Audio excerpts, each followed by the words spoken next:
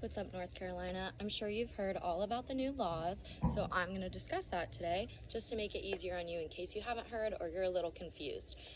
We're going to talk about buyer's compensation because we don't say commission anymore. I went to Cape Fear Realtors the other day and took my continuing ed because I'm an overachiever. It's only August and it's not due until June, so get you an overachiever as your agent.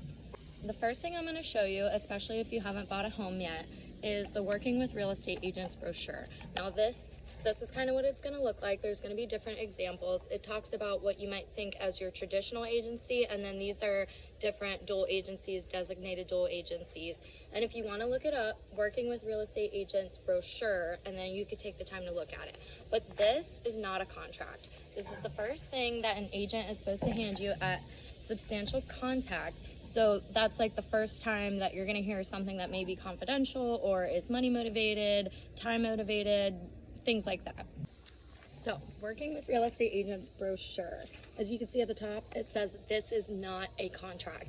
This is just so that we can prove that we've gone over the different agencies with you and you have an understanding of how people are getting compensated, who's getting compensated, what do we owe to you, what are our fiduciary duties to you, which is old car. One of the things that I do most of the time is I call for sale by owners, which means that you don't have a listing agent, and you might change your mind, but that's up to you. There you go. It's not a contract. You're not even working with me. It's just saying that we went over this and we discussed it. You saw it.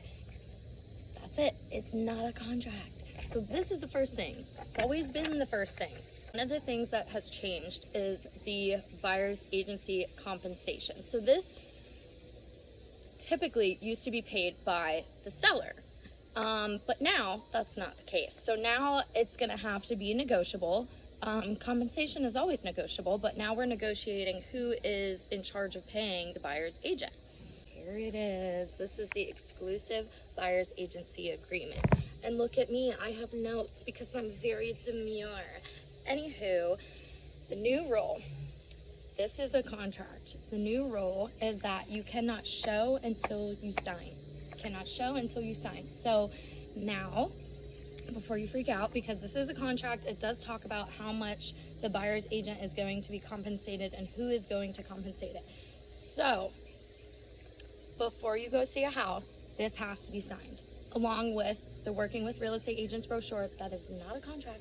That's just discussing the different agencies, and then you get into this, but I cannot show it to you until you sign. So if that freaks you out and you're like, whoa, what the heck? Like, we don't even know each other. We haven't even shown the house yet.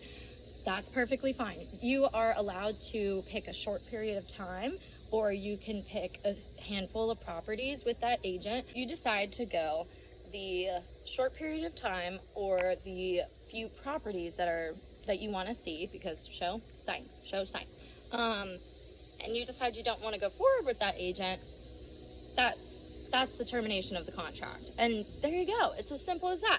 So, but if you found this agent, maybe you did your research, maybe you know them, you like them, you trust them, and maybe you decide, let's just go ahead and sign the contract.